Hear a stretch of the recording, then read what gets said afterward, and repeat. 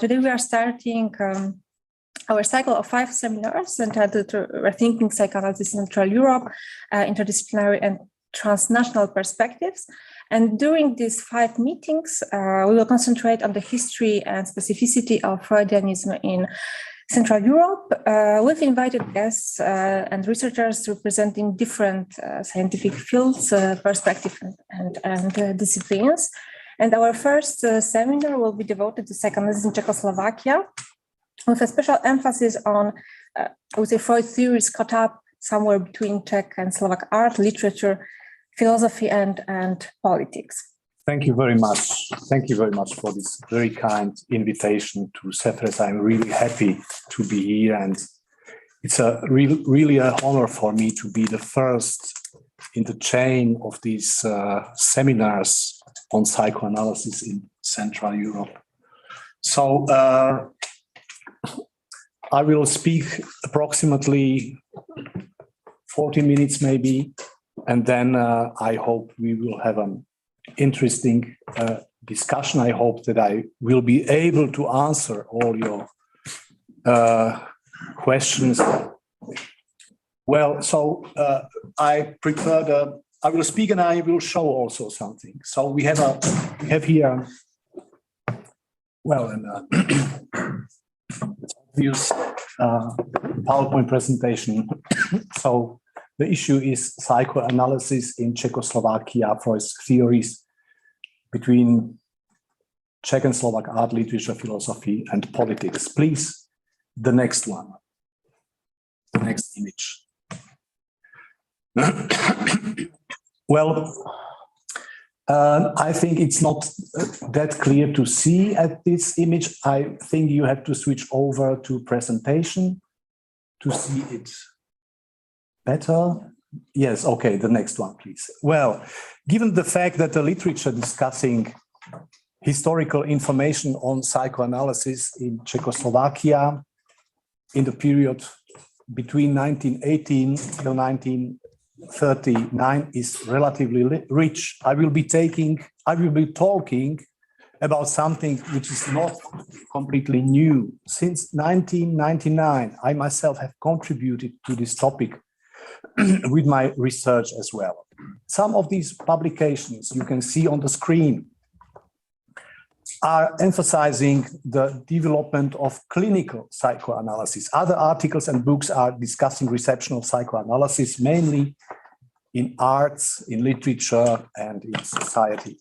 Particularly after 1989, the interest for an archaeology of psychoanalysis has been important for the reconstruction of Czech and Slovak cultural history, but also for recalling lives and works of some forgotten or half-forgotten personalities from the past.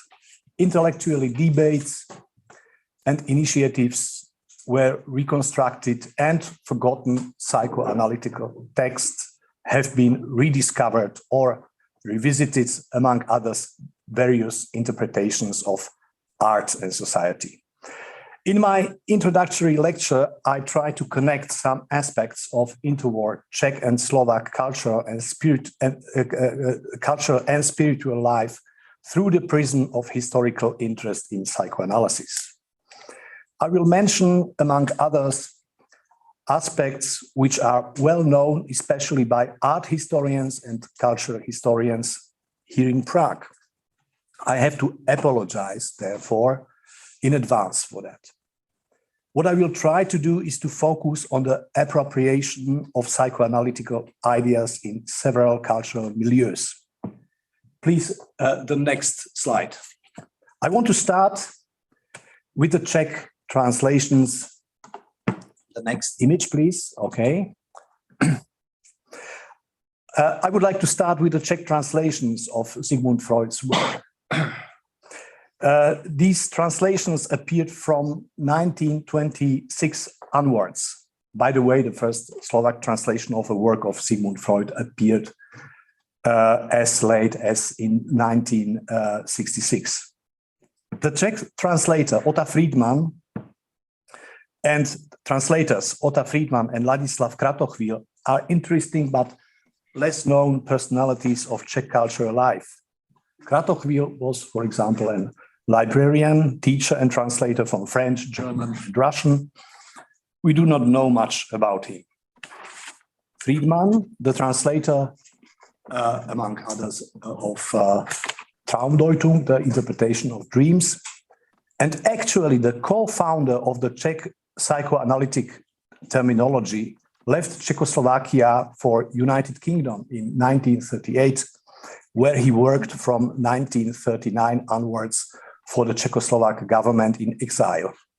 In the UK, he was an academic and internationally recognized social psychologist. He wrote a book on the psychology of fascism.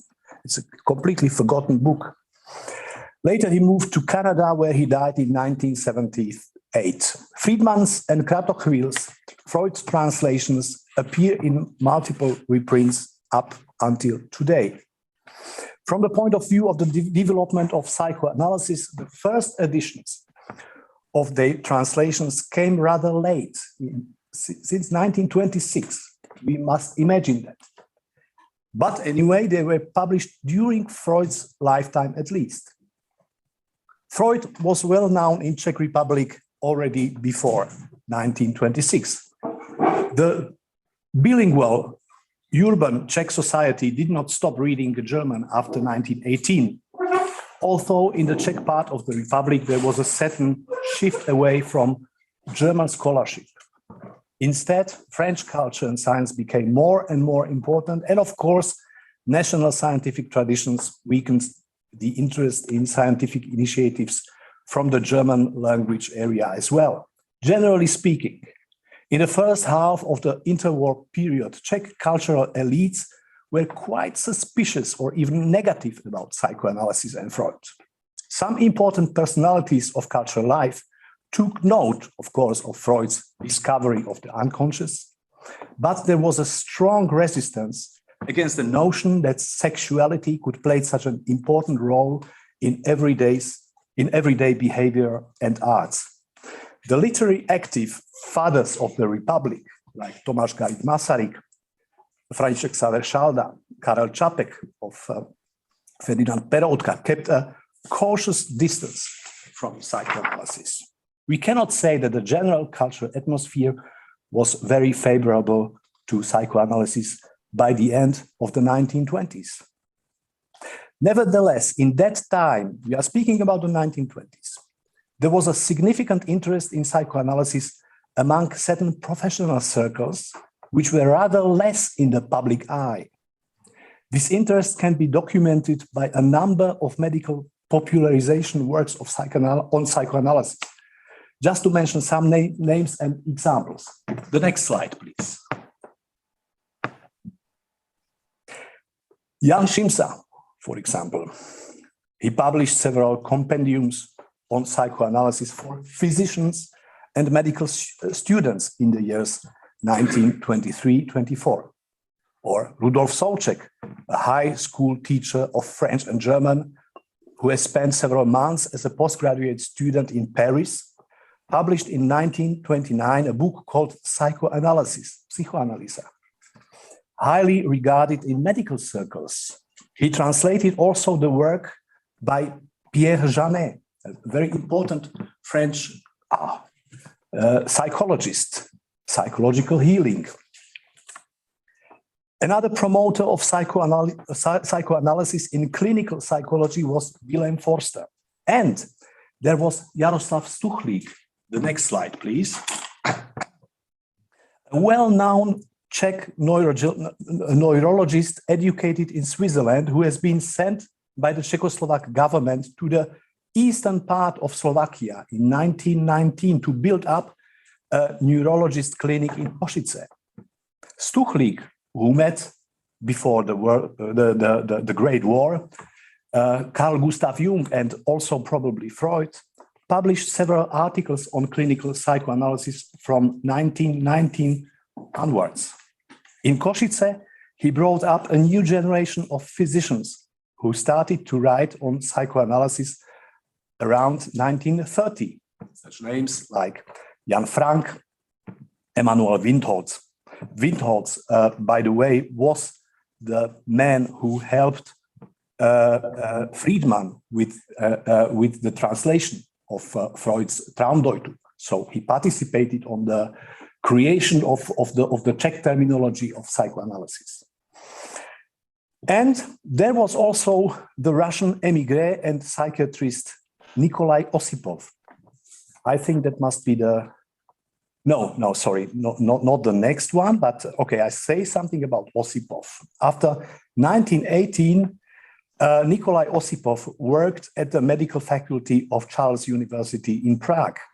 There he gave lectures on psychoanalysis from 1923 onwards.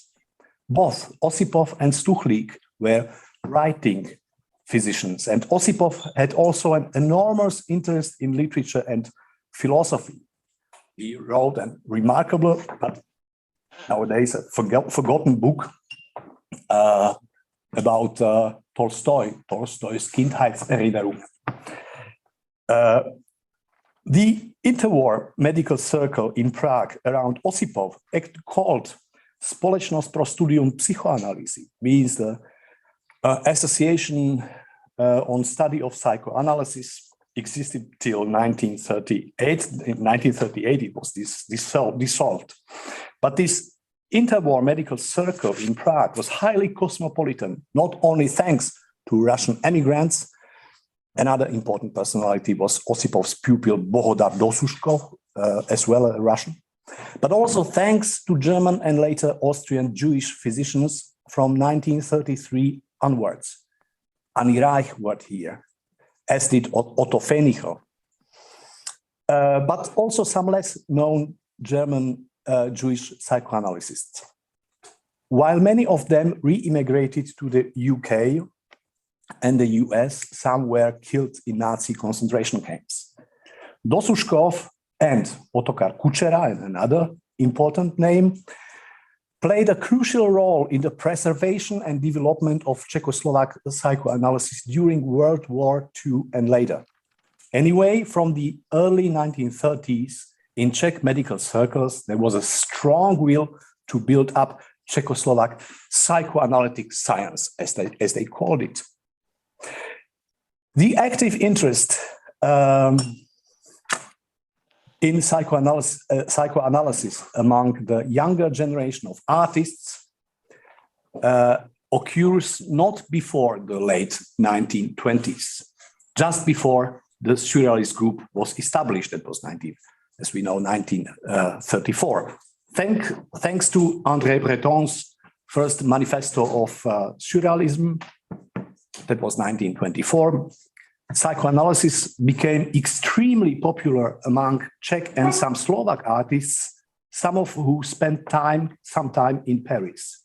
Just to mention the most famous Czechs, like Jindřich Štýrský, Doyen, Vítězslav Nezval, Karel Tajge, and Bohuslav Brouk. All of them came somehow in contact with Freud's ideas. Since the early 1930s, the relationship between Czech proto-surrealists and surrealists and psychoanalysis can be seen in a non-trivial and critical way at three levels. First, at the level of personal contacts. Second, at the level of programmatic statements made by artists and theorists. And third, in artistic practice itself. First, the level of personal contacts. It seems that the surrealist theorists and artists did not maintain any contact with the physicians of the Prague group around Osipov and Dosushkov, nor did they know much about their publications. On the other hand, the physicians had some awareness of the activities of the surrealists. They read their books, they went to the exhibitions, the physicians, so they knew. The Czech surrealists found an indirect access to psychoanalysis mediated through French surrealism, referring to Freud very often through Breton, but they also had their official psychoanalyst, and that was Bohuslav Brouk. The next slide, please. Bohuslav Brouk, who delivered psychoanalytically inspired ideas to the avant-garde movement, and who, as a true enfant terrible, promoted the avant-garde movement through multiple scandals. Already in the 1930s, he published several articles there, and also some books like Psychoanalysis, Psychoanalytics, Sexuology, Autosexualism and Psychoeroticism, and on death, love and jealousy. Interestingly and quite tellingly, Czech surrealists considered Bzoch as a psychoanalyst. Also, he had neither training in psychoanalysis nor went through self-analysis. As a prolific literary promoter of Freudian theories, he drew provocative conclusions from Freudian theories, like critique of bourgeois values and institutions, especially marriage, family, and work. His relationship to Czech surrealism reminds us a little bit on Georges Bataille's relationship with French surrealism. It was a relationship based on mutual inspiration, but also on tension. Bzoch forays not always met with enthusiasm among his surrealist friends who were involved with Marxism. Karel Tajge, for example, criticized him for misunderstanding dialectical materialism, but that's another story. There was an enormous resistance against Bzoch and psychoanalysis in the Czech circles of Marxism, among the dogmatic communists and sympathizers with proletarian art, with this prolet cult, who fully rejected the fusion of psychoanalysis and Marxism. And that was another and different situation, like in Germany, for example, where in the 20s, a very important publication appeared. That was this publication on sex pole, Freudianism and Marxism, a book by Reich, Jurinec, and Sapir. But in Czech Republic was the situation another one. But it is less known that Bzoch was highly regarded in medical circles. There are very interesting reviews by Jaroslav Stuchlý, published in professional journals of medicines, and Stuchlý was appreciating the ideas of this enfant terrible of Czech surrealism. That's quite interesting. And another point is, of course, and you might know about that Bzoch was important for the Czech surrealist movement also for some practical reasons.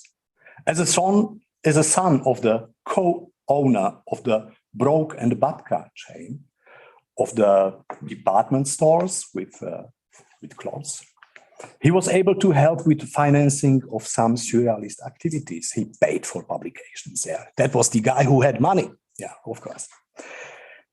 Okay, let's have a look at the relationship between surrealism and psychoanalysis at the second level, at the level of programmatic statements of artists and theorists.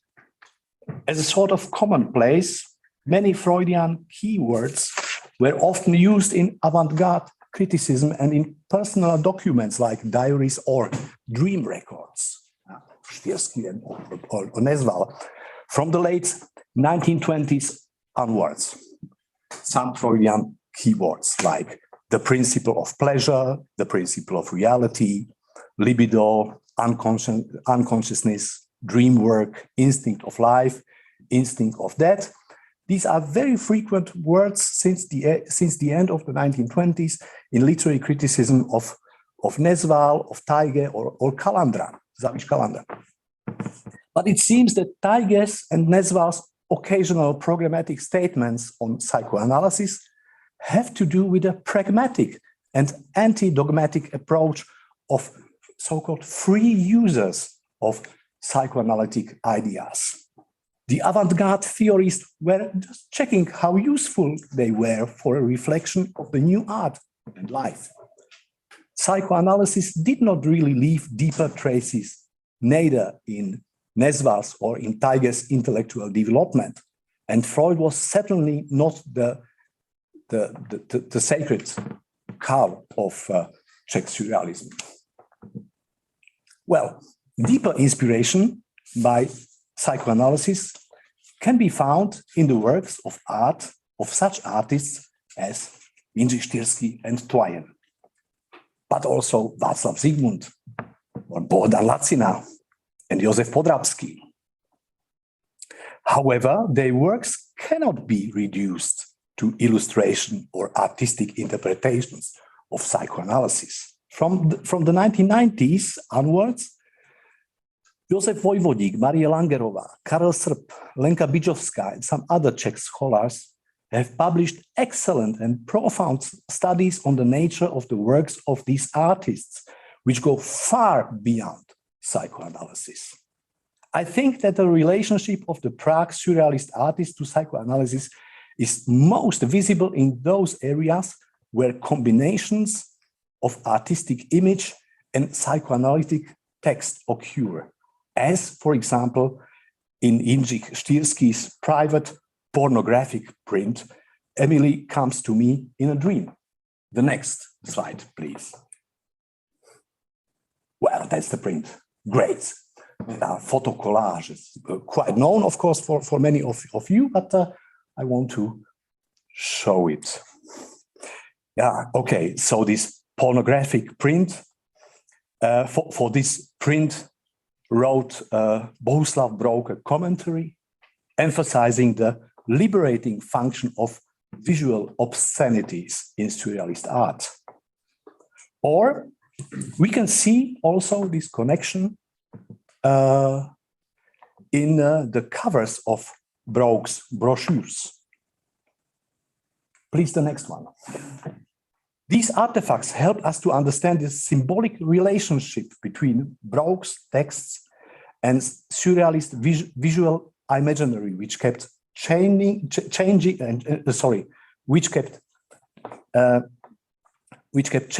through the time. The early book covers, as you can see them now here on this slide,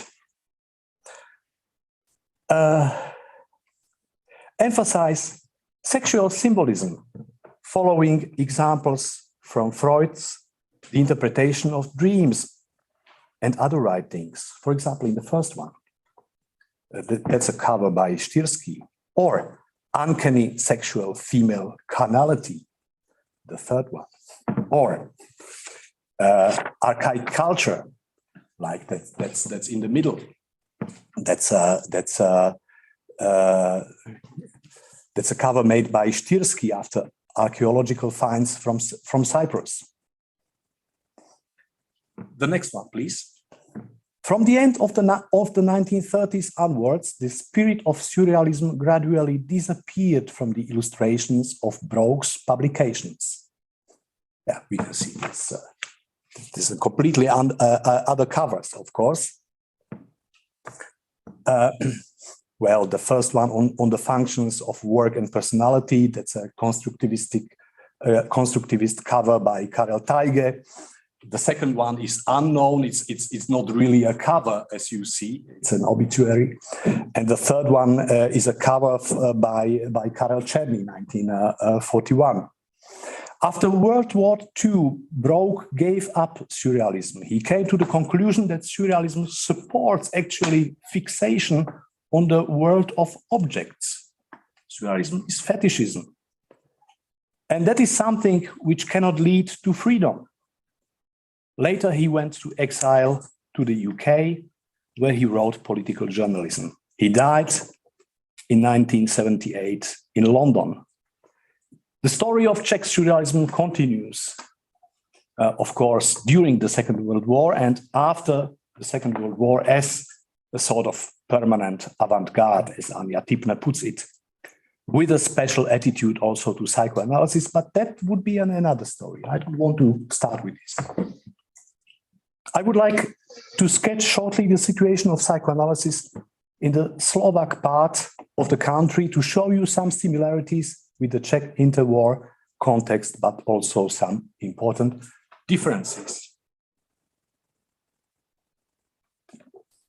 I start with an evident similarity. Up. Not yet. Okay. So an evident similarity. Neither Czech nor Slovak avant-garde artists of the late 1930s had much information about what was going on in the Czechoslovak medical circles. Nevertheless, the decisive force that opposed psychoanalysis and influenced public cultural debates and opinions was neither liberal bourgeois intelligentsia nor the dogmatic Communist Party. It was the Catholic Church. Among the Slovak Catholic interwar intelligentsia, the spirit of neo-Thomistic anti-modernism, including a strong resistance towards psychoanalysis, was emerging since the 1920s. The Slovak Catholic mentality was dominated by the fear that the psychoanalysts' couch might replace the confessional. It means that the church would lose its spiritual power. Don't forget, in the 1930s, 70% of the Slovak inhabitants were Catholic. All articles on Freud on psychoanalysis, or articles on Freud or on psychoanalysis in the Slovak Catholic papers and journals from the interwar period were dismissive. There was not even a glimmer of understanding for psychoanalysis. The most important Slovak pamphlet against psychoanalysis dates from 1933 and is called Psychoanalysis and Christianity. The author was forgotten, Alexander Speš, a Jesuit who was familiar with the work of Sigmund Freud. The Catholic prejudices followed the reception of psychoanalysis in Slovak Avant-Garde movement as its shadow. The starting position of Slovak Avant-Garde art differed from that of the Czech Avant-Garde. The next slide, please. The Slovak Surrealist group was established in March 1938 during a meeting of the Surrealist group in Prague, when Vítězslav Nesval tried to dissolve the Czech group. The reason was the upheaval of the communist left after the Moscow monster trials and the publication of the book by André Gide, Return from the USSR in 1937, as we know. As an autonomous artistic movement, Slovak Surrealism appeared later than Czech Surrealism. During the war, it encountered strong resistance in the Catholic fascist states. Its character was strongly influenced by the political and social situation in the cultural backwaters during a dangerous time. Slovak avant-garde artists were cautious to call themselves surrealist. They preferred rather the word nadrealisti, not surrealist, but nadrealist. That's an awful word, by the way. They did not refer to psychoanalysis, but rather to death psychology, which means in this case both classical psychoanalysis and the school of Carl Gustav Jung. They were more moderate than the French and Czech avant-gardists. There was a lack of anarchist spirit and focus on sexuality in their theories and works of art. Obscenity and perversion seemed not to exist here as well. In part, this might be a result of Catholic and later fascist state censorship, causing them to remain soft. But there could also exist other reason for this softness. Maybe we can discuss it later. Psychoanalysis entered this rather meek Slovak avant-garde through the back door. At the end of the 1930s, a group of young academics created a discussion club in Bratislava called Scientific Synthesis. The members of this club were discussing works of Viennese neo-positivism, European ethnography, and familiarized themselves with recent psychological theories. They were strongly interested in Russian formalism and in Czech surrealism, structuralism, sorry. Not to forget, Jan Łukaszewski lectured in Bratislava at that time, at the end of the 30s. Also, they sympathized with the artistic avant-garde. The scientific ideal was a universal formal meta-language for transdisciplinary collaboration. Their interest in psychoanalysis as a versatile science emerged more or less at random at the intersection of scientific synthesis, Slovak Surrealism, and Marxism. In the late 1930s, one of Freud's readers, Karol Terebeshi, a young man from a trilingual Bratislava bourgeois family, sympathizer of scientific synthesis and surrealism, started writing psychoanalytic interpretations of Slovak poetry and theoretical articles on surrealism and published them in surrealist anthologies. In that way, Terebeshi became something like an official psychoanalyst of Slovak surrealist group, like Bzoch in Prague 8 years or 10, maybe 10 years before. Slovak avant-gardists were actually copying the Czech development with historical delay and at an inconvenient historical moment, we could say. But we can also find some other mimetic similarities. In the footsteps of their Czech colleagues, Slovak surrealists rediscovered the Slovak romantic poet Janko Král. I mean, in 1936, the Czech surrealists they rediscovered Czech romanticism and first of all, of course, Karel Hynek Mácha, and well, in the Slovaks they made this gesture several years later, following their Czech colleagues. In this way, Slovak surrealism got a predecessor with an Oedipus complex, so to say. This avant-garde mimetic enthusiasm, including interest for psychoanalysis, lasted until more or less 1943, when scientific synthesis was forbidden by the authorities and the surrealist group was dissolved. Okay. Karol Terebeshi was in fact a very special case. I would like to say several words about him. From the late 1930s till the end of the Second World War and even longer, he developed his depth psychological or psychoanalytic, scientific or pseudo-scientific fantasies, you could say, based on the idea of emotional ambivalence of languages and cultures.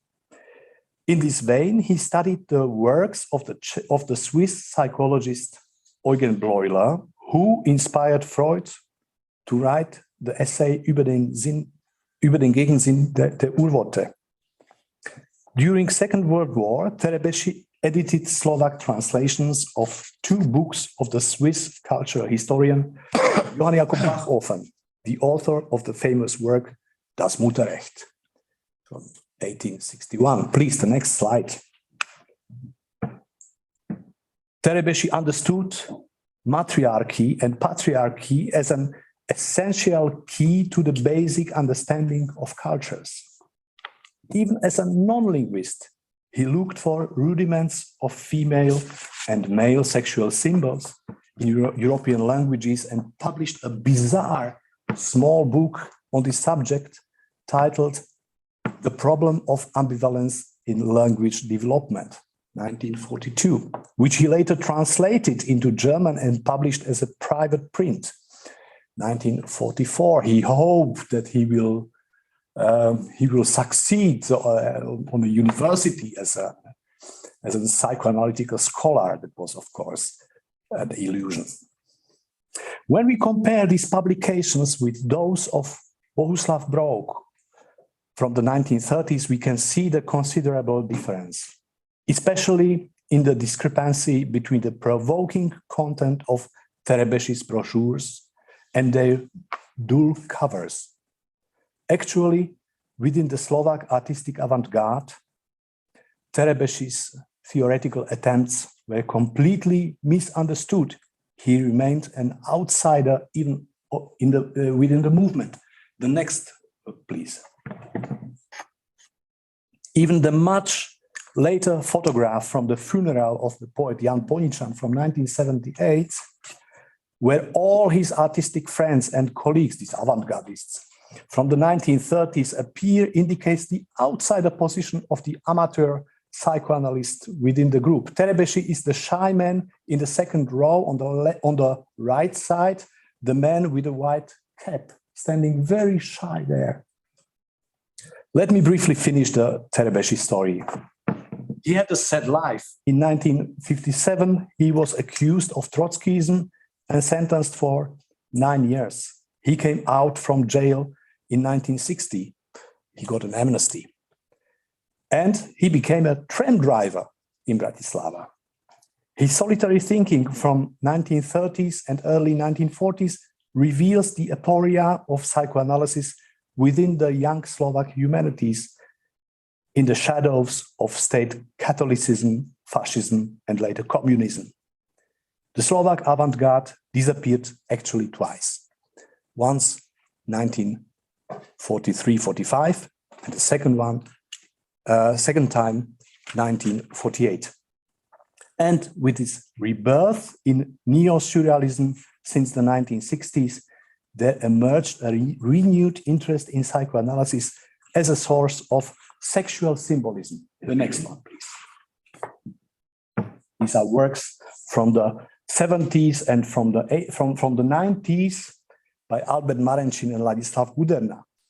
Well, so that's the rebirth, but that's actually a rebirth of the pleasure principle, we can say, not of the trauma or not of the uncanny, but actually more of the pleasure principle.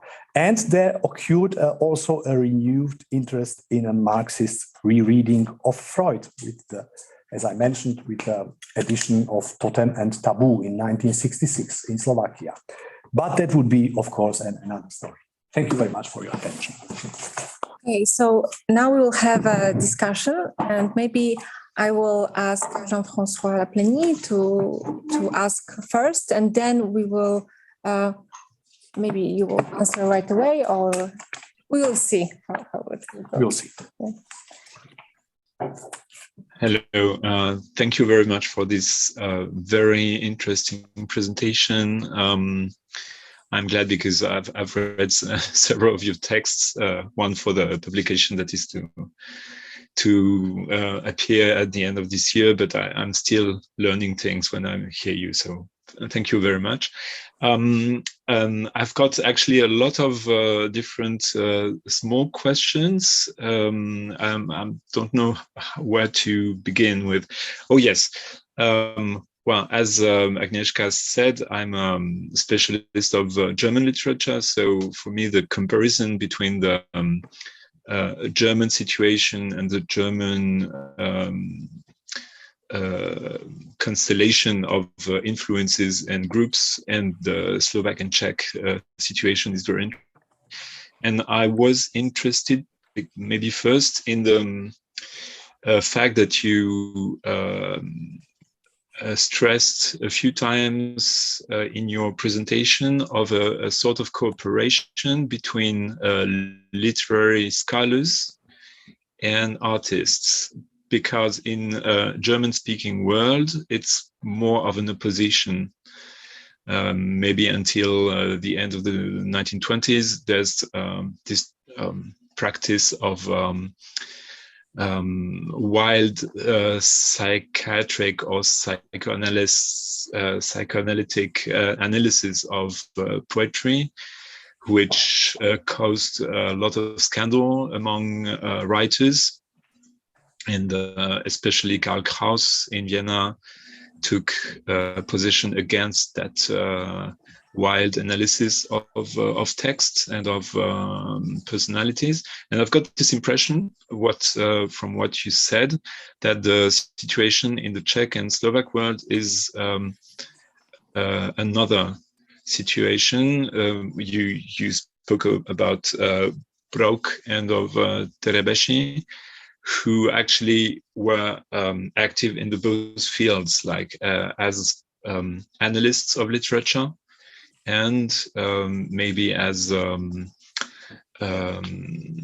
like played a role in transmitting psychoanalytic thought. So what would be the interaction between literary analysis and creation? You mean literary analysis and artistic creation? You mean? Yes. I mean, that's the situation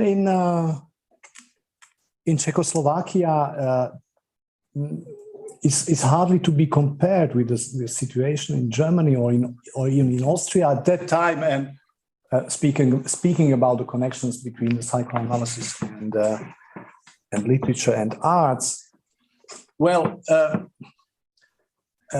I've spoken about Bzoch and Terebeshi as critics who made a part of an avant-gardistic movement, surrealism. And you know, surrealism was mixing art with visual arts, with literature, with criticism. I mean, when you have a look at Vítězslav Nezval was doing everything. He was writing poetry. He was making these frottages, or frottage is it called, I think. And he was writing also criticism and Taige as well. So Bzoch was actually somebody who didn't paint, who didn't write poetry, he was just writing his stuff, his pseudo or psychoanalytic stuff, if you can say. But what I want to say is the situation within surrealism was a situation of changing roles, of roles. But of course, you have die Gleichzeitigkeit des Ungleichzeitig at the same time. How to translate it into English? Contemporarity of the non-contemporary, or something like that. And of course, you have in the 1920s and the 1930s, Karel Čapek, who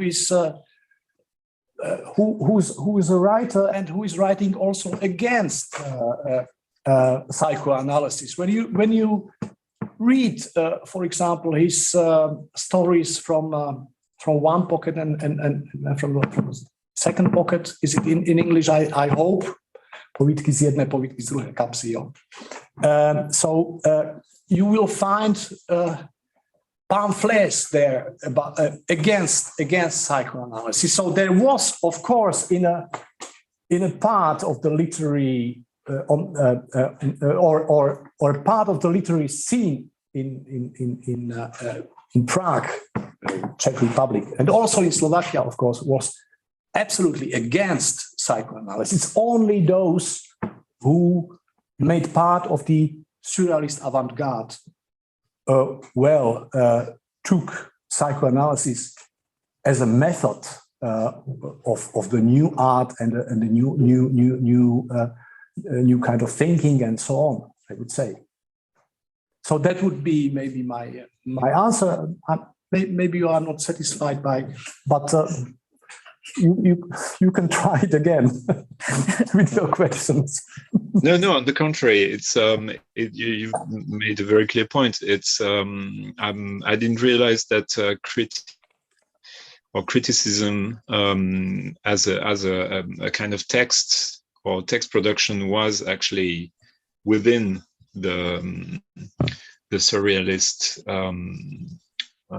practice. So yeah, it's you made a yeah. I have maybe one question connected exactly with the question of Jean-François, because I would like to ask about the relation between the Surrealist and Avant-Gardist movements and the, how to say, structuralistic school, because for example in Poland the literary critics and theoreticians of literature connected with the Russian formal school, with linguistics and circle of Prague, with Mukaszewski, with Jakobsen, were also very strongly connected with the avant-gardist movement. So you said about Mukaszewski in the context of scientific synthesis of Terebeshi, but I would like to ask, there were any other relations between this structuralistic movement, very strong in Czechoslovakia in the interwar period, and the avant-gardist movement, or not? Yes, absolutely. I mean, the Czech structuralism grow up with the Czech avant-garde. That's obvious, and there is a huge literature about that. Of course, Mukaszewski wrote on Nesval. Tiger wrote on Nesval, and but of like course, in Poland was the same situation. The same situation. Of course, that was the front of the avant-garde.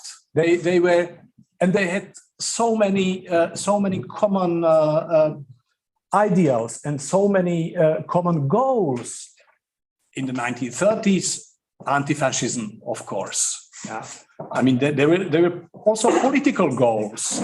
I mean, but if you focus on Slovakia is maybe a little bit a strange case, but maybe for Poland also an interesting case, because you might, of course, know that in 1941, Mikuláš Bakos, the personality of the Slovak structuralism, was publishing an anthology of Russian formalism.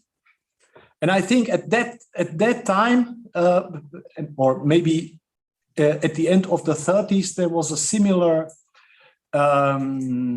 effort in Poland, that Polish scholars try to introduce Russian formalism. Well, so Russian formalism, Czech structuralism, surrealistic generation, it goes hand in hand, actually. I mean, the end of, I mean, there was no end of Czech surrealism. I don't think so. There is a series of transformations of the Czech surrealism. Only Vítězslav Nesval thought that he could dissolve the surrealist group and to come to a new stage of development. And as well as there is no end of structuralism, probably. I mean, in the 1950s, when Mukaszewski writes his self-criticism, okay, so he could do that, of course, but structuralism continued to live. But your point was, if there was a collaboration between structuralism and surrealism and psychoanalysis. It's very interesting. There was, of course, collaboration, but psychoanalysis didn't play there any role. Psychoanalysis was not the element which would connect structuralism with surrealism. Not at all, not at all. In France, there was another situation. In France, psychoanalysis and structuralism go hand in hand somehow. Yeah. So I'm sorry, that's just a general art of answering. Thank you very much. But I understood it as a general question. Yeah. Yeah, of course. Yes. May I raise a question? Where's the situation of Jacobson in this panorama you draw in front of us, like from surrealism, psychoanalysis? So where Jacobson stands? Well, you know, Roman Jacobson, he was in the 1930s in Czechoslovakia. He had, of course, the Czechoslovakia citizenship, and he was, of course, the leading figure of Russian formalism, and he was influencing also the Czech structuralism. And where he stands between all lines. We know, of course, that he was a Czechoslovak spy. He was a Russian spy. Later, he was an American spy. He's a man who is everywhere, and he is influencing everything. Of course, I mean, Roman Jakobson is at the end of the 30s in Brno, I think. Yes. Yeah, and he is actually the figure who to whom are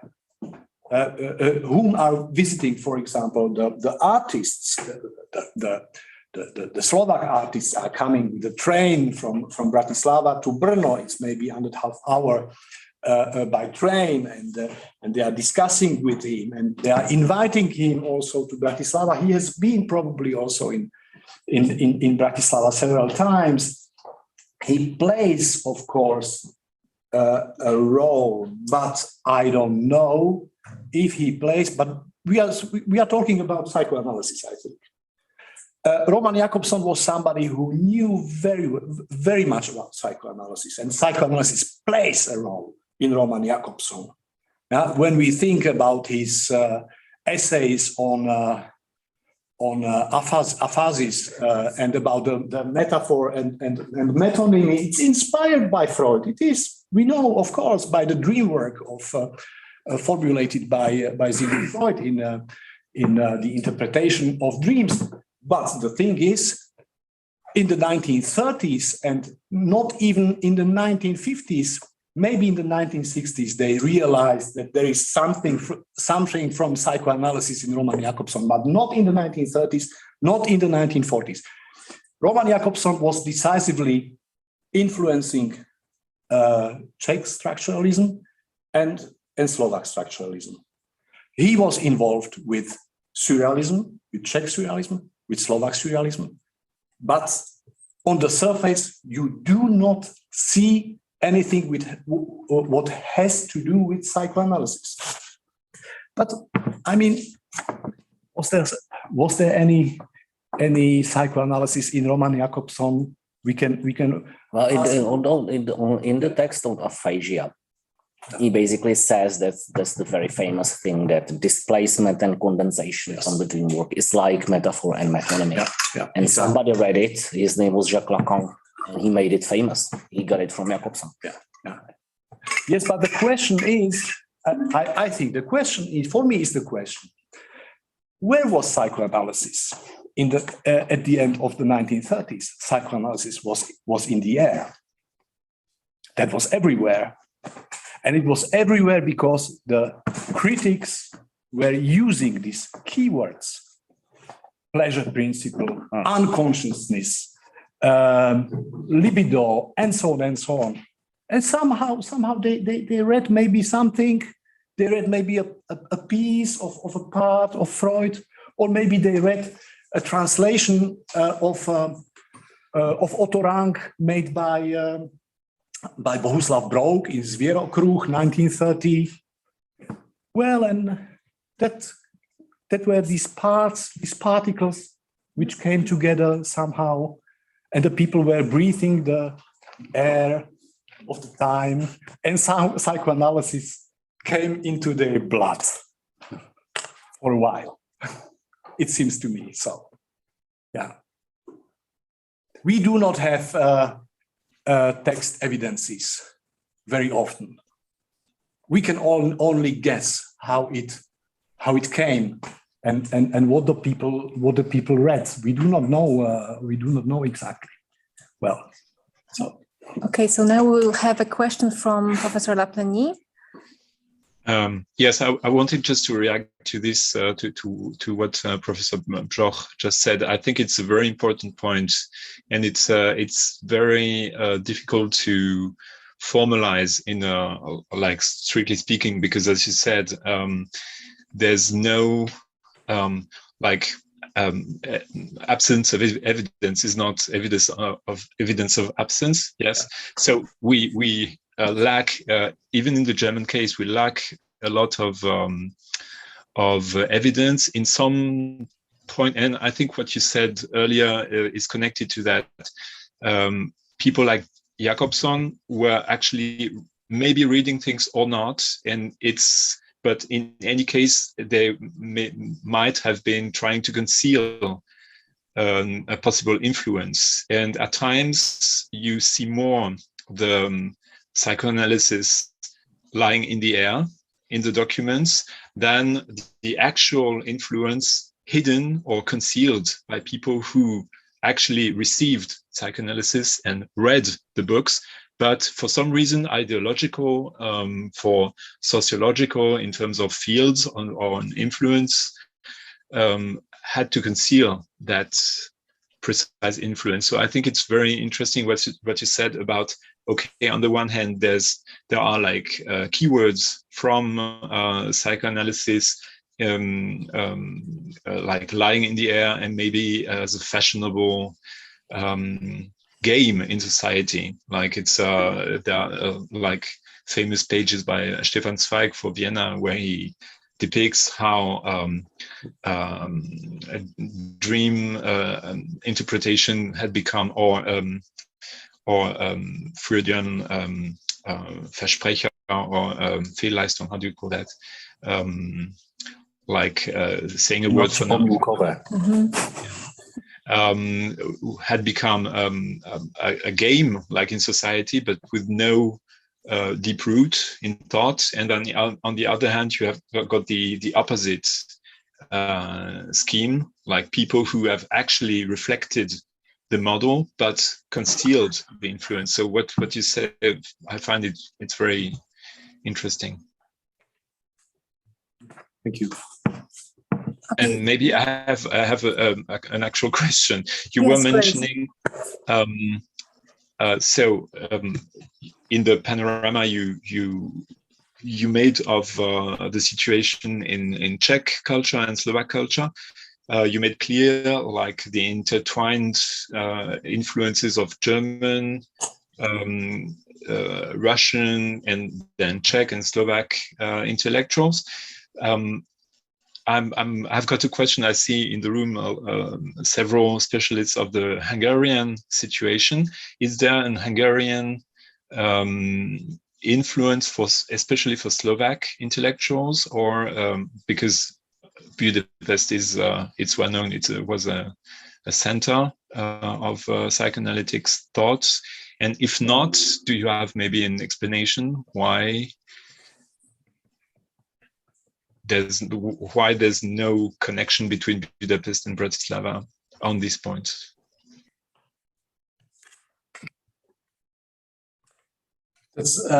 I mean, it's a very interesting question, but it's a very complicated question, I think. What I know is that these young guys in Slovakia, the nadrealisti, the surrealists, they didn't speak Hungarian. That was the first thing. Mm-hmm. Terebeshi was the only one, maybe. You must imagine one thing. At the end of the 1930s, there come very much young people from the countryside, Slovak countryside to Bratislava to conquest the city, like in Education Sentimentale, the Moron who comes to Paris, and these young people want to make her fortune there in Bratislava. Of course, they go to the pubs, to the wine houses, but they are not very much educated. They have maybe some fundaments of French from the secondary schools, but they do not realize that Bratislava was a trilingual city. They do not know anything about Bratislava. They are newcomers, parvenus, and they are coming and they are thinking we are the best.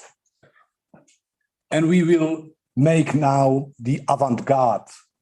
We read maybe some poems by Éluard, or maybe some pages of the first manifesto of surrealism of Breton, and they translate it. Of course, they are very bad translations, and they read Freud in Czech.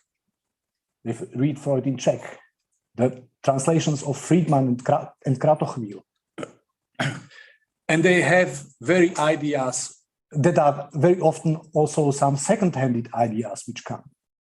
They do not have a direct access, for example, to Hungarian psychoanalysis. Not at all. They do not know anything about it. Terebeshi is the only one who knows something. And in that way, so it's a little bit a second-handed psychoanalysis which comes to Slovak Surrealism. Well, it's not good and it's not bad, you know. Some keywords, some general notions, some concepts. Something can be used, something is too dangerous to use, because there is this Catholic Church with its journals. Terebeshi is a target of the Catholic criticism in the 1930s.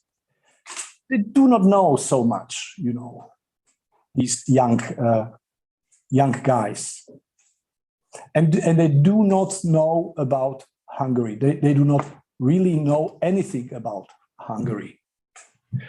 The older generation knows, because the older generation speaks Hungarian and translates also from the Hungarian, but not these young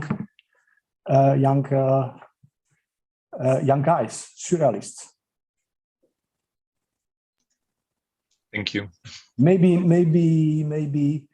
Monika Takács has found something what I didn't find, but I don't know if Monika is there in the room. So, may I? Or Judith Mészáros also can contribute, and then I will add my ideas.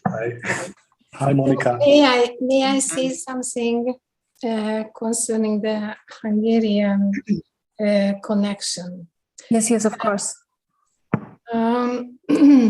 It's very interesting. So thank you for your very interesting presentations. You came from the side of art. And now I would like to add something from clinical point of view. Yeah. And speaking about psychoanalysis and the position in Slovakia. So I just would like to add that Sándor Ferenczy, who was the founder of the Hungarian Psychoanalytical Society and a very influential person, international point of view too, he had lectures in Košice. And in the circle of family practitioners, and about psychoanalysis and psychosomatics. And they were very open for this new discipline. So it had happened in 1923. So there was a link between psychoanalysis in Hungary and Slovakia at that time, from clinical point of view. Thanks for Ferenci, and it was an interesting question, the language. I don't know whether it was in English or in Hungarian, but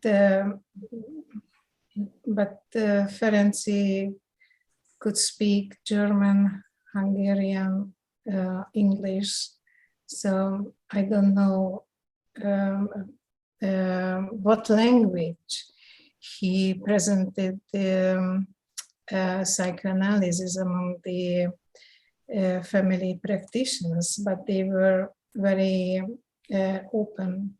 Thank you very much for this information.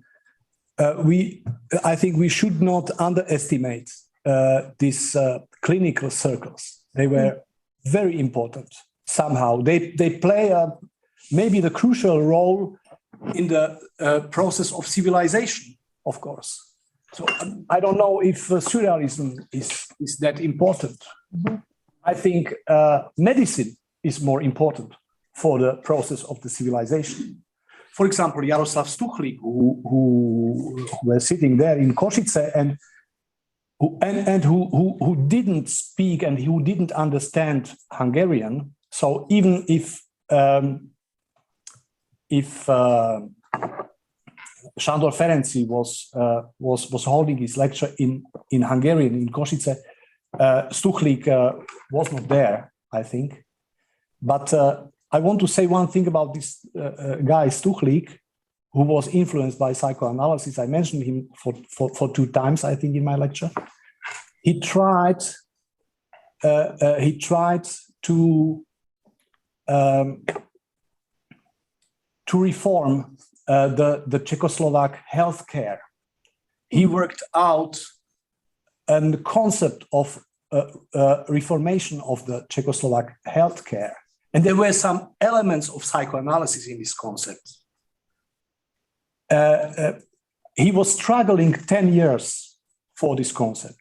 He didn't succeed because the healthcare system was probably, or the ministry was very conservative.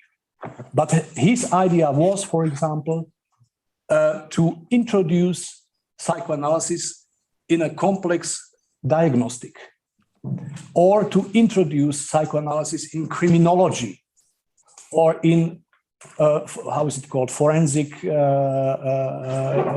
medicine. Yeah. Okay. Yeah. He didn't succeed in this reform, but, for example, he played a crucial role in the 1920s. I think it was at the end of the 1920s. There was a huge process about the Moldavian Sinti and Roma in eastern Slovakia. They were accused of all cannibalism. And they came to the court and they could not defend themselves. And there came Jaroslav Stuchlik with an expertise showing that it's impossible that they could eat people. Yeah? And because he was analyzing their behavior and so on and so on. So, and he won actually this process, this trial for them. And they were so thankful for him. And well, I don't know if psychoanalysis was behind that, but anyway, Stuchlik was somebody who was involved with psychoanalysis, and his view on on the human suffering was a very human one, influenced by Freud, of course. We do not have to underestimate it.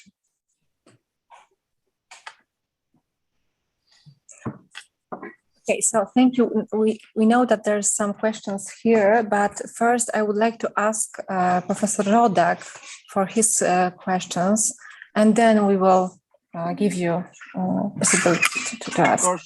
Of course, I can ask the question, but maybe Monika Takac, because she waits for.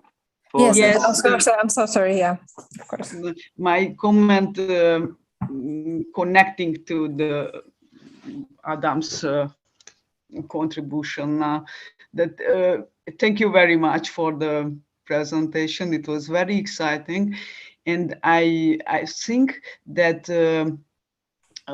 one of the main reasons that psychoanalysis cannot be so popular, that the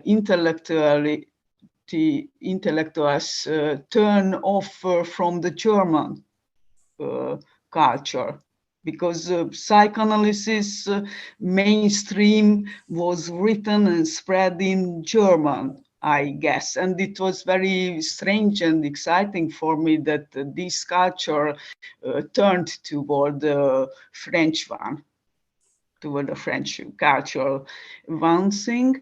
And the other one, which is a question, that how much these authors, these surrealist authors, belong to the mainstream of the Slovakian and Czech literature, because here in Hungary, literary persons who transmitted psychoanalysis belong to the mainstream, was very popular and popular. Like Dezső Kosztolányi, Hugo Ignotus, they were really the mainstream authors of the modern Hungarian literature. Your first question was, sorry, I forgot it now, but I had an idea about it.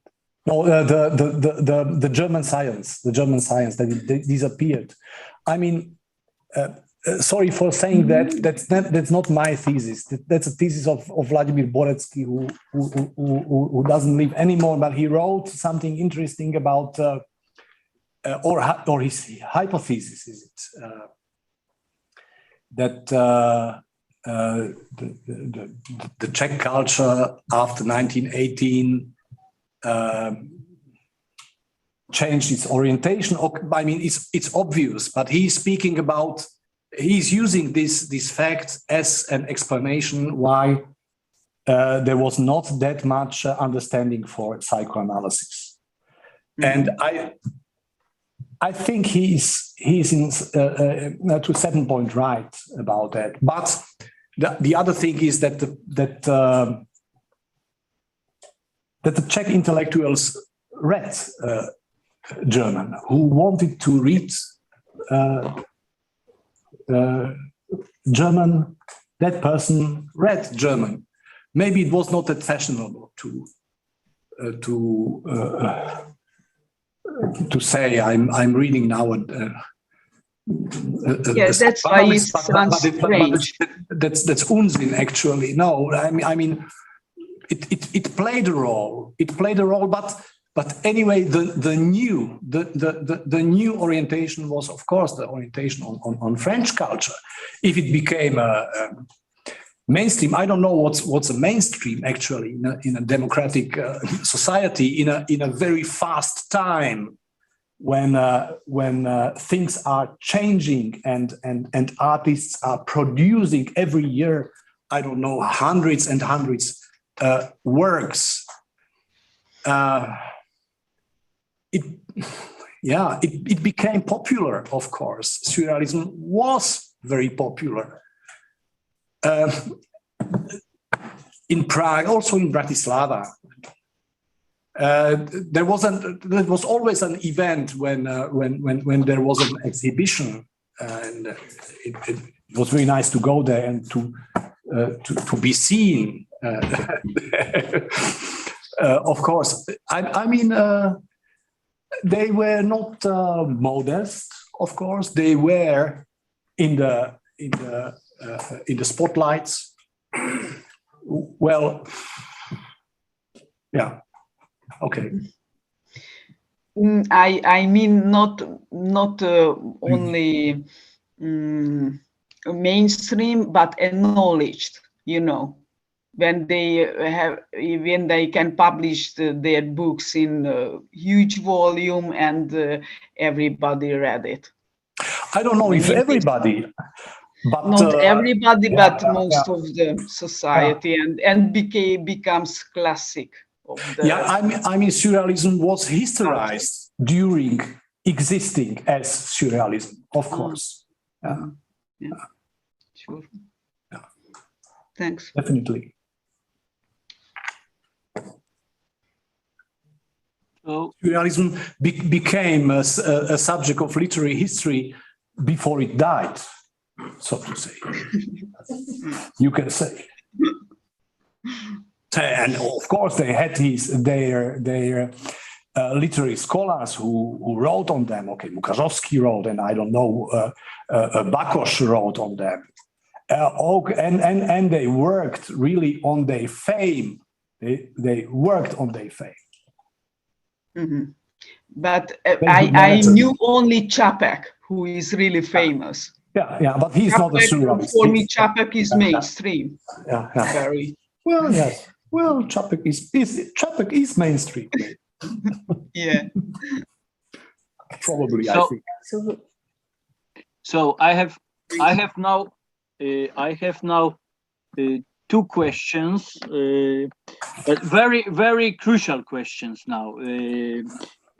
So the first one, you said, thank you very much. It was really very interesting. You said about this psychoanalysis in the air during the interwar period, about these keywords and so on and so on and so on. But the question is because we start today this cycle, rethinking psychoanalysis in Central Europe. So my question is, did psychoanalysis in Central Europe, in Czechoslovakia, in Central Europe more widely, have its original form, original character or not? Or there was only some kind of copy of the psychoanalysis, the mainstream from Vienna, and so this is and if we have this originality of psychoanalysis in Central Europe, which are the elements, the points, the ingredients of this originality? This is my first crucial question. And I think that you gave us the points for this originality. We can discuss, of course. And the second, even more crucial question is about the today presence of all these movements from Central Europe, the psychoanalysis connected with structuralism, which was very strong, connected with surrealisms. And the question about today presence of these events, because, for example, I bought the very popular but very interesting book when I was in Paris last week, Surrealism, 300 pages, 50 names of artists, any one name from Central Europe. No name from Central Europe. Okay.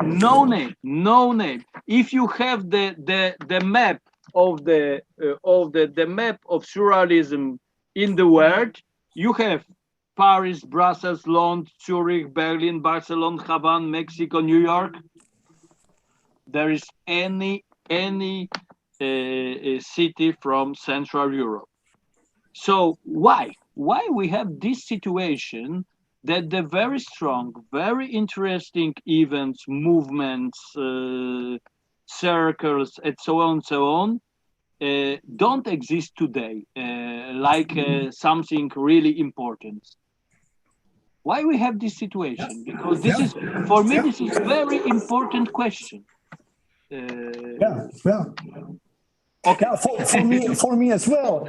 But you might know, of course, the history of structuralism of François Dos, a huge work. It might be here somewhere, I think, in the library. Yeah. François Dos doesn't write about structuralism in Prague or in Poland. Not at all. It's Paris and New York. Yeah, it's a French history of structuralism. Okay, it's so. Yeah, you are absolutely right. The other, we can discuss it once more, of course. But you asked two questions, in my opinion. The first one, if there was a specificity about originality of psychoanalysis in Central Europe. Yeah. My answer would be Vienna is also Central Europe. Well,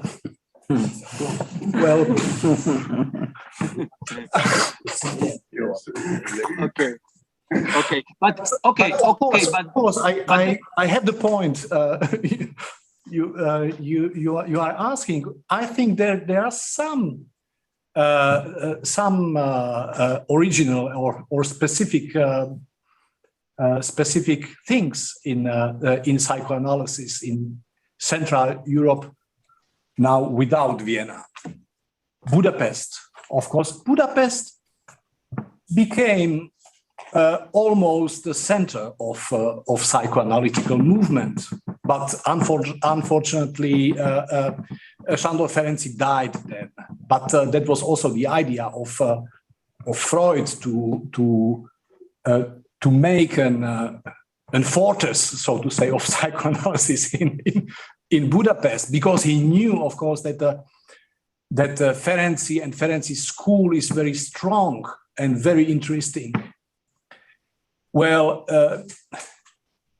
Slovak psychoanalysis, in my opinion, doesn't exist. There is a reception of psychoanalysis. We can speak about reception of psychoanalysis. The Czech psychoanalysis exists, and I think it develops, but here is sitting my colleague Josef Fulka, maybe he can say also something about that, but maybe not. But like Czech psychoanalysis, we have experts. We have experts here. You are experts, sorry. I can say that there is some specificity in literary psychoanalysis from Surrealist movement and current, but clinical psychoanalysis there is nothing special. No, it's universal. Yeah. It's influenced by many currents from the world, but there is no Czech psychoanalysis. Yeah. So maybe we have another questions from. Yes, but I don't know if Professor Rodak is satisfied by. Yes, thank you very much. Madam Judith Mesharos, please. Yes, thank you very much, and thanks for mentioning Budapest and Ferenczi and the Budapest School of Psychoanalysis. That was very strong and very creative. And next time when we will see each other at the seminar, I will say much more about it.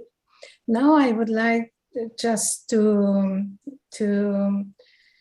say that it was Freud who wanted to be Budapest as the center of psychoanalysis, as you mentioned, in 1918, when the Fifth Psychoanalytic Congress was organized in Budapest. So there was a very strong and very influential group, small but very influential group in Hungary, and very creative. So many things, including speaking about the object relation theory came from the Budapest School, just mention one of it. Not speaking about psychoanalysis and psychosomatics and so on and so on. I'm sure that some of you are more, some of you have much more knowledge about the Czech psychoanalytic development. Now, speaking about the clinical part of psychoanalysis, as I know, maybe I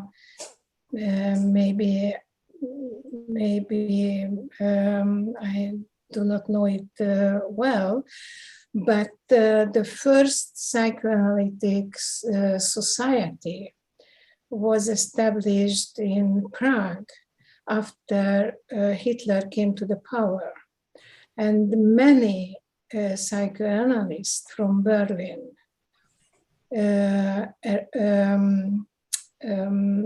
had to leave Berlin just because they were Jewish and they were very close to Marxism. So they had two reasons. And they left Berlin to Prague. And they established the first psychoanalytic society. But unfortunately, soon after it, they had to emigrate again. So after it, they left to the United States, many of them, as I know. But yeah, maybe some of you have other information.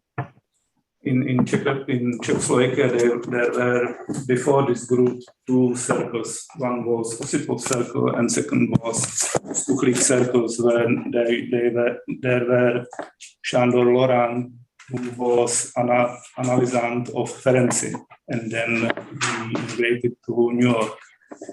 And Fenichel was the founder after Ani Reich of Prague group. And now from his diary, we know that he had, he presented paper at Leva Fronta, left front. It was circle of intellectuals who was founded by Karel Teige. And it means that there were some connection. There were some connection, okay. And also Ani Reich and Wilhelm Reich published in Leva Fronta 2 books in 30s. I have to apologize for this disinformation. But it's new information because I didn't know. I didn't found, I don't know, 5 years ago. Yeah. Okay, so please. Yeah, thank you for the lecture.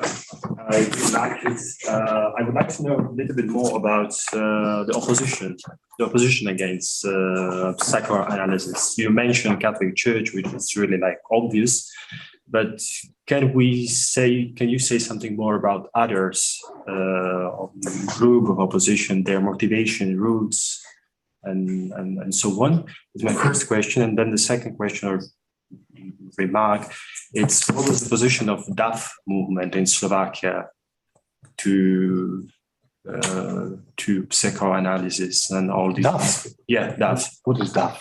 The new Marxist, this Marxist DAF. Sorry, DAF. I thought Deutsch als Fremdsprache. DAF. Okay, DAF. Okay. Thank you. Well, I can immediately. Okay, the first thing is, I mean, I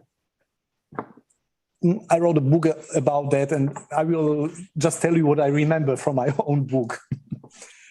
The first thing is that indeed there was strong Catholic opposition. Maybe I will say also some few sentences about this Catholic opposition. There were very well educated priests. They all of them, I mean, I'm speaking about Slovak Catholic priests who were well educated at the seminary in Innsbruck, I think. There is a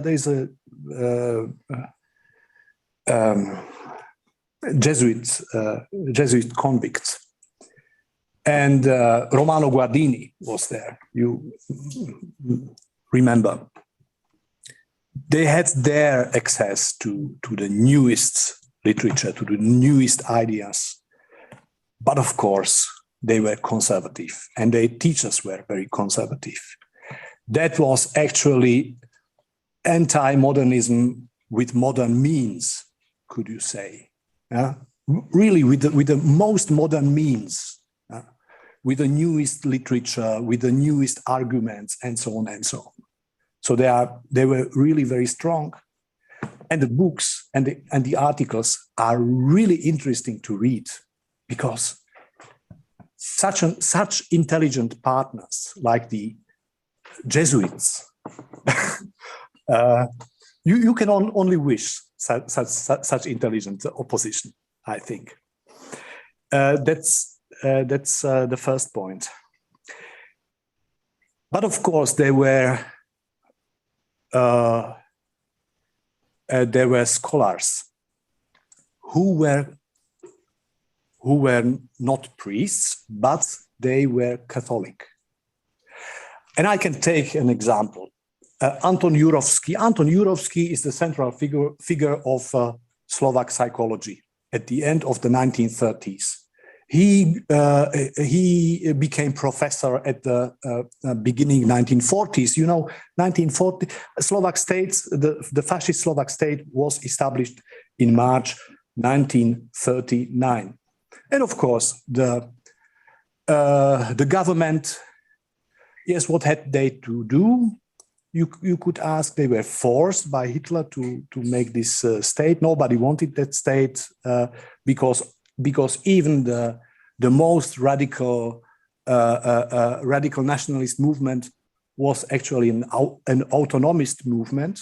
So they didn't want a republic, but they or a state, but maybe autonomy within Czechoslovakia. But okay, that's a historical question. But in the government, there were some people who saw that this might be maybe a historical chance for the Slovak nation. We have a university here, but we do not have any professors. We have here Czech professors. They kicked all Czech professors out. Jewish professors also. Well, they had their university without professors. What to do?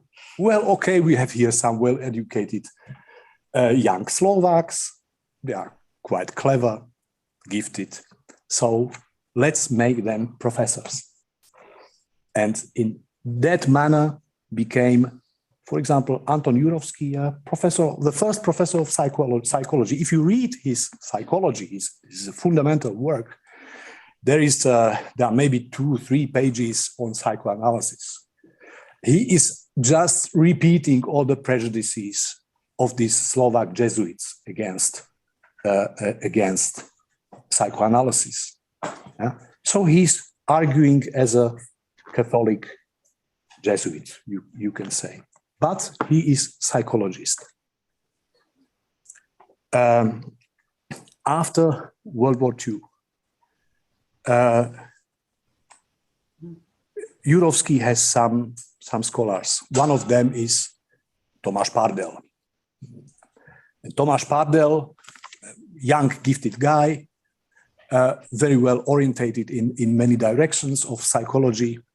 He is considering, okay, we have here behavioralism, we have here I.P. Pavlov, and we have here Sigmund Freud. What should we do? Maybe we can combine it in some way. But of course, after 1948, that's obvious. Sorry, that's a commonplace to say it. But he decided to choose the Soviet psychology.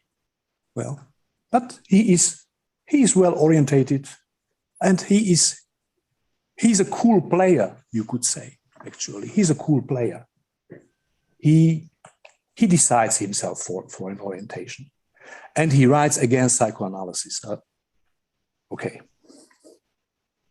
So that are psychologists. Then you have communists, of course, DAV. Yeah, so DAV. There is knowledge on Freud and psychoanalysis in the writings of Vladimir Klementis or Ladislav Novomesky. Of course, they read Freud, and even when Freud dies in September 1939, there is just one how is it called, obituary, an obituary on Freud, very positive, written by a certain Mr. Havran. Nobody knows who Havran is. It's a pseudonym, of course. It's a pseudonym of Novomesky. And he's publishing this obituary in Elan, in an avant-gardistic journal. Novomesky is publishing also a text, which is not a psychoanalytic text, but he's publishing a text in this anthology, Ani Buď, Ani Luna, 1936. That's a book on Mácha, very scandal actually, because Bzoch is writing there his things about the Mácha cult and so on,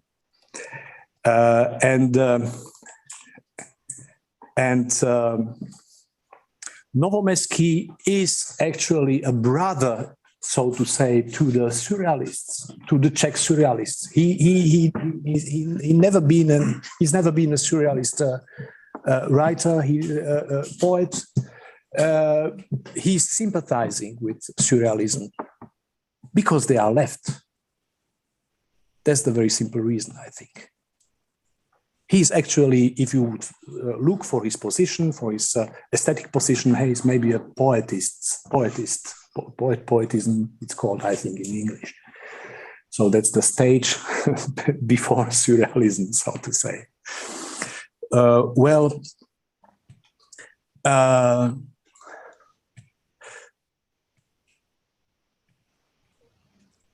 There was actually in the communist journals and communist newspapers in the interwar period in Slovakia, no statements on psychoanalysis. They didn't discuss it. That was not an issue. So you can't say they were against or for psychoanalysis. No, they didn't notice probably that any psychoanalysis was there. DAV, okay, DAV is another question, but they were, of course, the crème de la crème of the leftist movement in Slovakia. So. Okay, so I think that we have time for one. Okay, so please. I have a question about Bohuslav Broud's work. Actually, I wonder if you could elaborate about what was his work about, and if you think that he's still like worth reading today, to put it bluntly. To be honest, I'm not an expert in Bohuslav Broud. I think there are some other, maybe I was just a reader of Bohuslav Broud. I think he is. It's very difficult to read it. Jaroslav Stuchlik, who was reviewing one book of him very positively, he says something about his style. It's a style of a young Talmudist. It's quite difficult to read, and I think he was maybe he was a little bit a graphoman. You must know that when he wrote about psychoanalysis, he was 25. Yes. He was very young, but he knows psychoanalytic literature in German. It was not common. I think Nesval didn't didn't read it in German. And one interesting thing is in Psychoanalysis book that he mentioned mother-child relationship as important. And it was something new, I think, in that time when father and Oedipus complex was the main stage. Yeah, but it was already in the air because of Otto Rank, for example, you know, the birth trauma. Yes. Yeah, so it was after, when Bzoch wrote this, it was after 1924, so the time that mother-child relationship came in also in the psychoanalytic mainstream. A short part from birth trauma was published in Zvěrokruh, 1930. Of course, yeah, translated by B.B. And here with Frank, yeah. You are right. The department store of the department store is just around the corner. Okay. I mean, like from the reader's point of view, I mean, Bzoch was not probably a breakthrough, but he is funny. He does have a great sense of humor, and it is worth reading today. Okay, so do we have any more questions for the last 8 minutes? We have probably one last question, which is kind of a historical, and it goes beyond the scope of your lecture. What are the conditions of psychoanalysis or the development of psychoanalysis in Slovakia in 70s and 80s in the so-called normalization? Because we know that the conditions for many things are very different in between Czechia and in Slovakia. Because in Czechia we would say there's normalization, but in Slovakia it was kind of a, I would say, a second modernization, and it's absolutely. Yeah. Were more possible in Slovakia than in Czechia. No, there was not so much possible in the 1970s and 1980s,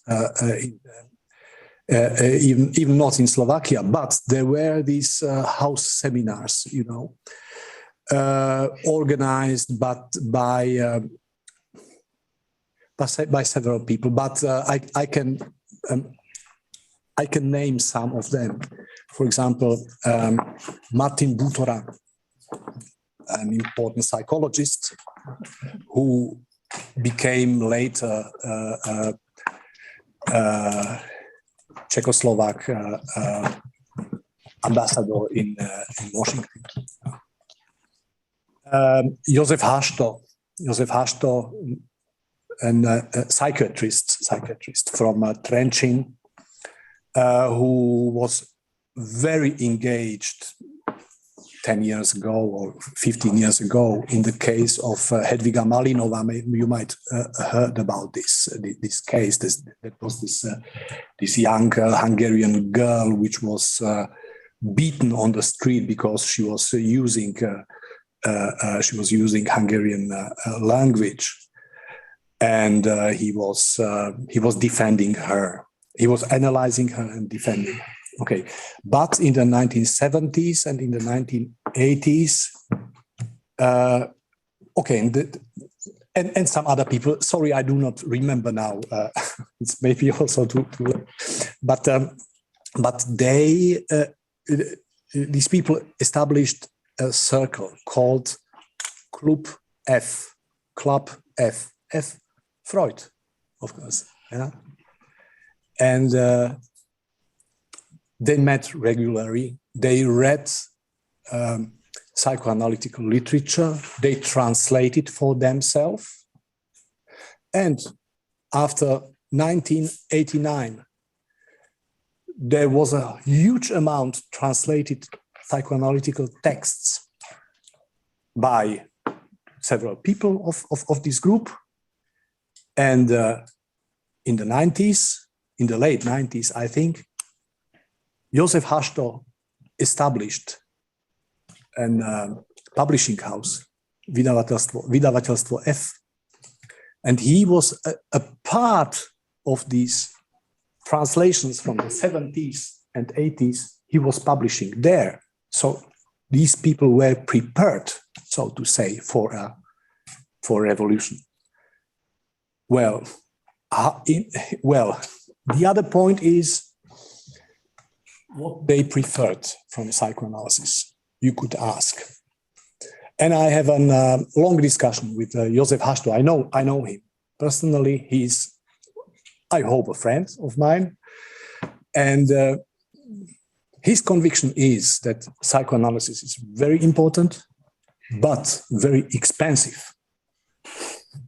Yeah, for the client, patient. I mean, I had a discussion maybe 8 years ago about this issue with him. Yeah, maybe he changed his mind. I will ask him. But that was a position 8 years ago. Let's say. Yeah. Next year there will be established Slovakian Psychoanalytic Study Group. It's the first level of IPA, International Psychoanalytical Society,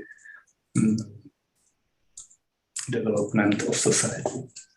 By whom? By it's members of Czech society, but they are Slovakian. It's Martin Babík and František Žák and others, young candidates. I do not know them. They are clinicians mostly. Yeah.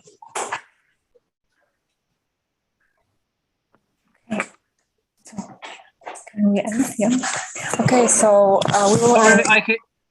Can I have one more small question? Yes, of course. Yes. Okay. So, because I am very wondering about the relations between psychoanalysis and this psychoanalytic and surrealistic movement in Czech, Czechoslovakia, in Czech movement and Marxism, because you said that there was a very strong resistance against Brooke and psychoanalysis in the circles of Marxists, but I've read the manifest of this movement, because we have a very interesting book in Poland. These are Anthology of Manifestos of Avant-Garde in Central Europe. And here we have the brochure translated into Polish, Surrealism in the Republic of Czechoslovakia. And in this brochure, we have the letter signed by Toyen, by Nesval, by Brock, by Styrsky and others. And this is the letter to Komunistická strana Československa, so the Czech Communist Party. And which time, please? Which year, please? Exactly, 34. This is 19 March 34. 34, okay. 34. Okay. And I know. In this letter, of course, the position of the group is very Marxist. This is some kind of independent Marxism. For example, the dialectic materialism is here as a most important point of influence, and so on. So and of course the role of proletariat, the role of revolution is very strong. Presence here. So I would like to ask, maybe it's possible to say a little bit more about this relation between Marxism and Surrealism in this group. Undoubtedly, of course, but Surrealism and psychoanalysis were two main themes in polemics between two parts of Czechoslovak Marxists. Yes. Between Marxists, like was, for example, Karel Tajge or Záviš Kalandra, and on the other hand, Ladislav Stoll, Kurt Konrad, and so on. And they are two important anthologies, Surrealism in Discussion and Socialist Realism in Discussion.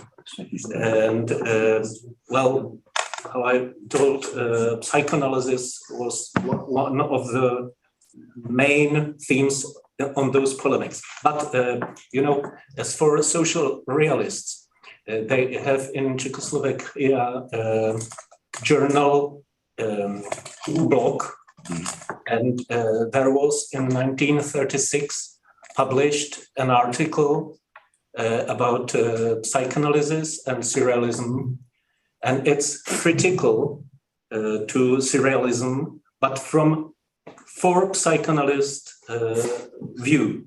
And the author of this article is its pseudonym Karel Jiříček, and it's Otakar Kučera. Later, he was one of the main figures. In that time, in the 30s, he studied, I think, law, and I'm not sure if also medicine, but law. And he was interested in psychoanalysis.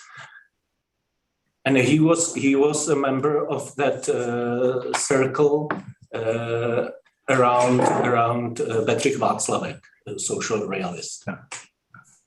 Yeah, but that's also surrealist kind of. But this circle was very constructive as for criticism to surrealism. I mean, the interesting thing is that these positions are also, and constellations are also very unstable. If you looked in 1934, Tajge doesn't sign the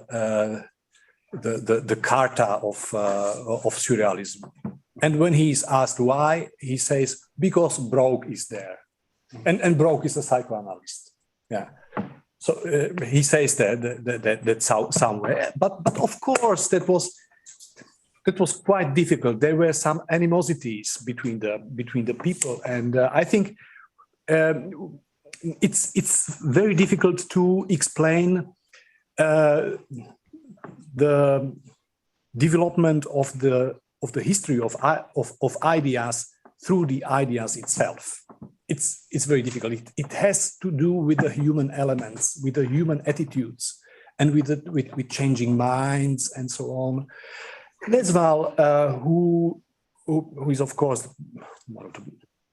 maybe the most prominent surrealist, he doesn't agree with Freud in many things. He says the concept of poetry and the concept of art of Sigmund Freud, it's nothing. It's not for us surrealists. In 1936, he says it in his article, "Co jest surrealism Sigmund Freud?" I think it was that article. So actually, the positions were inconsistent and constantly changing. We can find only some changing groups, and they are moving somehow, and it's interesting to observe it. Thank you very much. So there will be maybe the most prominent case because he was in 30s. He was flirting with Marxism. He was fervent reader of Wilhelm Reich, by the way. But his theory, his I would say ethical and political philosophy is his road to freedom is through the disobjectification. But it's in totally contrast to Marxism, like because the relation to object, something out there, is essential for Marxism. It goes like contrary to Marxism. So, like, my question would be, how did it mesh together? Like, it was a strange mixture of like Brochism and Marxism. No, is there any Brochism? I don't know.